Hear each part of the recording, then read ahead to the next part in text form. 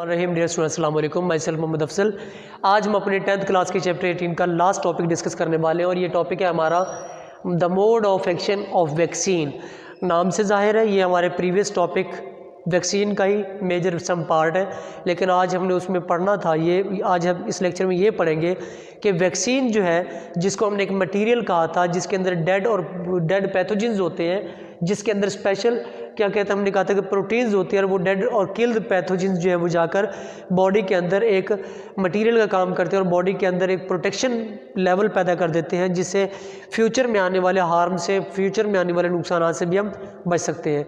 तो उस चीज़ को किस तरह से वो वैक्सीन किस तरह हमारी बॉडी में काम करती है, आज हम उसी चीज़ को डिस्कस करेंगे। वैक्सीन क्या होती है बेटा? Actually mode of action of vaccine ये है कि जब पैथोजेंस जो होते हैं उनके अंदर स्पेशल किस्म के प्रोटीन होते हैं, जिसको क्या नाम देते हैं? एंटीजन का नाम देते हैं। और ये एंटीजन जब भी ये हमेशा ब्लड के अंदर मौजूद होती है। जब भी कोई पैथोजेंस बॉडी के अंदर यानी कि ब्लड के अंदर इंटर होता है किसी होस्ट के अंदर, तो ये प्रोटीन यानी कि एंटीजन जो है ये फौरी स्टिमुलेट हो जाती है और इम्यूनिटी पैदा करने के लिए एंटीबॉडीज़ को पैदा करती है। ठीक है, हमारे ब्लड के अंदर दो तरह की स्पेशल प्रोटीन्स होती है, एक होती है एंटीजेंस, और ये एंटीजेंस ऑलरेडी मौजूद होती है ब्लड के अंदर। तो ये हमेशा आने वाले ख़तरात से बचने के लिए हमारी बॉडी के अंदर खुद ब खुद एंटीजेंस जो है वो एक और प्रोटीन को पैदा करती है जिसका नाम होता है एंटीबॉडीज़। तो जब भी बाहर कोई भी ख़तरा, कोई भी इन्फेक्शन, कोई भी वायरस, कोई भी बैक्टीरिया, कोई भी जर्म हमारी बॉडी के अंदर एंटर होता है, तो वो उसको क्या करता है कि ये एंटीजन जो कि ऑलरेडी मौजूद है ये एंटीबॉडीज़ को पैदा कर देते हैं। किसको पैदा कर देते हैं? एंटीबॉडीज़ को पैदा कर देते हैं। अब ये एंटीबॉडीज़ जो है ये क्या करती है? ये उन पैथोजेंस के साथ मिल जाती है और उनको डिस्ट्रॉय कर देती है। इस तरह से हम आने वाले ख़तरात से बच जाते हैं।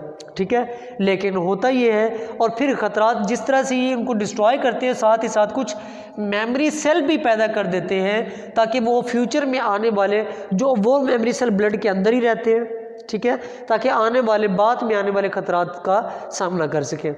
ठीक है, याद रहे वो क्या करती है कि एंटीजन एंटीबॉडीज़ को पैदा करती है। ये एंटीबॉडीज़ पैथोजेंस के साथ मिलकर बाइंड कर लेती है, उनके साथ मिल जाती है, जुड़ जाती है। मिलने के बाद उनको क्या कर देती है बेटा?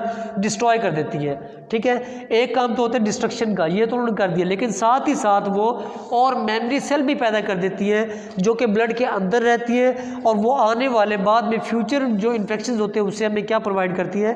प्रोटेक्शन देती है। ठीक है, लेकिन याद रहे कि ये एक किस्म की जो पैथोजेंस या वैक्सीन होती है वो सिर्फ एक ही किस्म के इन्फेक्शन के लिए कारगर हो सकती है, बाकी दूसरे इन्फेक्शन के लिए वो काम नहीं करेगी। तो लिहाजा इसी तरह से वो सेम पैथोजेंस के लिए वो काम करती है। अब सवाल ये है कि वैक्सीन काम किस तरह करती है? जब कोई वैक्सीन इंट्रोड्यूस करवाई जाती है ब्लड स्ट्रीम के अंदर, तो वो वैक्सीन जाकर क्या करती है?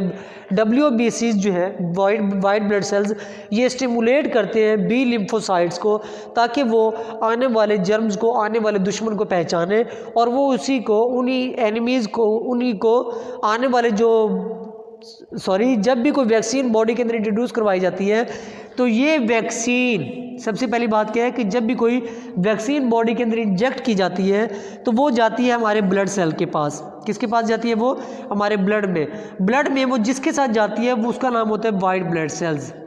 ठीक है, वैक्सीन बॉडी के अंदर इंट्रोड्यूस हुई और ये गई ब्लड स्ट्रीम के साथ। ब्लड स्ट्रीम के पास से वो किसके पास जाती है? वाइट ब्लड सेल्स के पास। आप जानते हैं कि वाइट ब्लड सेल्स हमारी बॉडी के अंदर डिफेंडिंग सिस्टम काम करते हैं, डिफेंड का काम करते हैं, ये प्रोटेक्शन देते हैं। तो वाइट ब्लड सेल्स क्या करेंगे बेटा? ये स्टिमुलेट करेंगे बी लिम्फोसाइट्स को के आने वाले जर्म्स को, आने वाले जरासीम को किल करो। तो ये बी लिम्फोसाइट जो है वो इनको पहचानेगी कि ये हमारे लिए ख़तरा है और उसके बाद वो क्या करेगी? उनको एक दुश्मन की तरह लेंगी और उसके अगेंस्ट काम करने के लिए वो क्या करेंगी?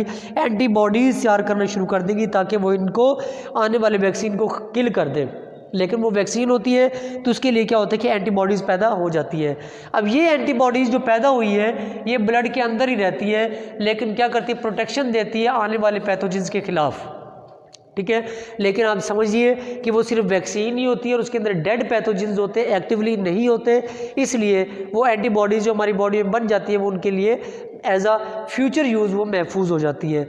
और अगर कभी कोई रियल पैथोजेंस आ भी जाए ब्लड के अंदर तो ऑलरेडी प्रेजेंट जो एंटीबॉडीज़ होती है वो उनको क्या कर देती है बेटा, किल कर देती है। इस तरह से हमारी बॉडी जो है फ्यूचर में भी आने वाले ख़तरा से बच जाती है। ठीक है, और अगर ये याद रहे कि कुछ वैक्सीन जो होती है वो लाइफ टाइम के लिए होती है, और जैसे कि पोलियो, ठीक है, और कुछ होती है वो लिमिटेड टाइम के लिए होती है, जैसे कि टेटनस वैक्सीन है जो कि एक शॉर्ट टाइम के लिए ये रिक्वायर्ड होती है। ठीक है बेटा, तो इस तरह से वैक्सीन जो हमारी बॉडी के अंदर एक्ट करती है, काम करती है और आने वाले खतरा से बचाती है। आई होप कि लेक्चर आपको समझ आ गया होगा। इस हवाले से कोई भी कन्फ्यूजन हो व्हाट्सएप कर सकते हैं। जज़ाकल्लाह।